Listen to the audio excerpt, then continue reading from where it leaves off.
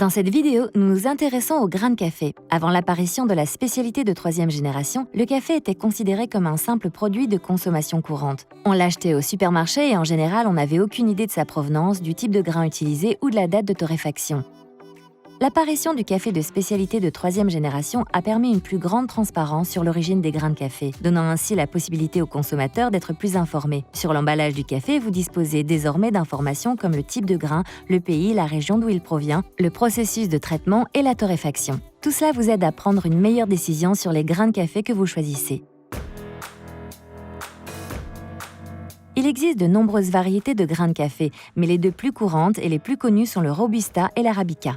Le Robusta n'est pas aussi répandu parmi les spécialités, contrairement à l'Arabica qui représente la norme pour la spécialité de troisième génération. Pour ces deux types de grains, on trouve un grand nombre de variétés différentes, dont les variétés anciennes d'Éthiopie, les variétés produites en laboratoire comme le SL28 et le SL34 du Kenya, ou encore le Typica, le Caturra, le Catuai et le Bourbon, que l'on trouve généralement dans une grande partie de l'Amérique centrale.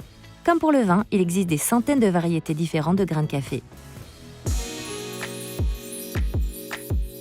Les grains de café ne sont pas vraiment des grains, c'est la graine d'une cerise qui pousse dans les caféiers. Tout comme les vignes pour le vin, certaines variétés de grains de café se développent mieux dans certains pays. En fonction de nombreux facteurs, tels que le sol, l'altitude, le climat, le rendement, la résistance aux parasites, etc. Pour les agriculteurs, c'est aussi une question d'équilibre. Ils peuvent se demander s'ils peuvent cultiver des grains de bonne qualité qui se vendent facilement à un prix raisonnable, ou des grains qui ont un faible rendement mais un goût incroyable, et des qualités vraiment uniques qui sont beaucoup plus commercialisables, comme la variété Geisha. Dans le passé, le Geisha était considéré comme trop difficile à cultiver en raison de ses faibles rendements, mais certains agriculteurs ont réalisé à quel point ces grains étaient délicieux et particulièrement sucrés, et cette variété se vend désormais à un prix très élevé. Quant aux régions, les grains de café sont cultivés dans le monde entier, entre les tropiques du Cancer et du Capricorne, qu'on appelle parfois la ceinture du café. En particulier, on trouve l'Amérique centrale et du Sud, les Caraïbes, l'Afrique centrale et orientale et l'Asie.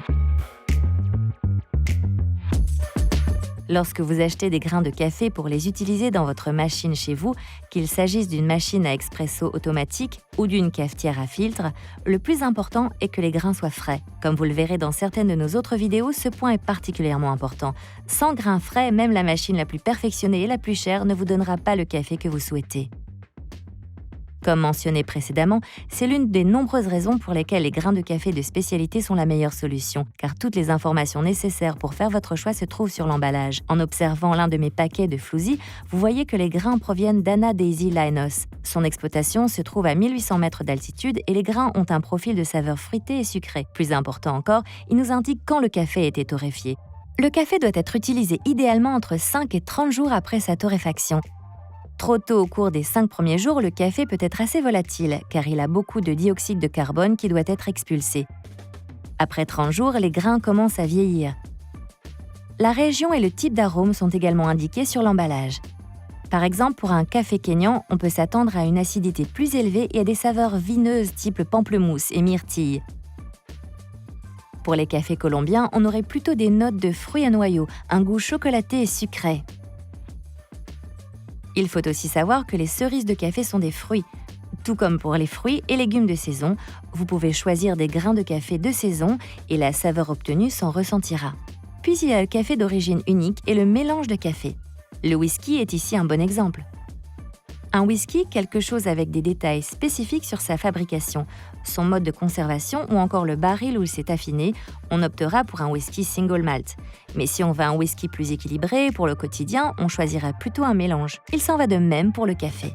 Une origine unique peut provenir d'une région, d'un pays ou d'une certaine exploitation, tandis qu'un mélange peut présenter plusieurs origines. Le choix des grains de café se fait aussi en fonction du degré de torréfaction, clair, moyen ou foncé. Cela déterminera la façon dont vous préparez le café. Si vous voulez en savoir plus sur la torréfaction, regardez la vidéo 2 de cette série. Autrefois, le café était torréfié de manière foncée et beaucoup d'amertume en ressortait, car les sucres étaient probablement trop caramélisés. Aujourd'hui, le contrôle du processus de torréfaction est plus important, ce qui nous permet de faire ressortir les différentes saveurs des grains. En général, plus le grain est clair, plus il peut être acide, et plus les saveurs sont nuancées. Attendez-vous donc à un café aux saveurs fruitées. Il est généralement privilégié pour les adeptes du café filtre. La torréfaction moyenne offre un équilibre entre l'acidité et la douceur, tandis que la torréfaction plus foncée tend vers le côté amer, chocolaté et fondant. Des saveurs qui se marient bien avec le lait. Finalement, le choix des grains est une question de préférence personnelle. Je vous suggère d'essayer toutes sortes de grains de café torréfiés provenant de divers pays et régions jusqu'à ce que vous trouviez vos grains préférés, puis de vous en servir pour créer chez vous votre café de spécialité de 3e génération.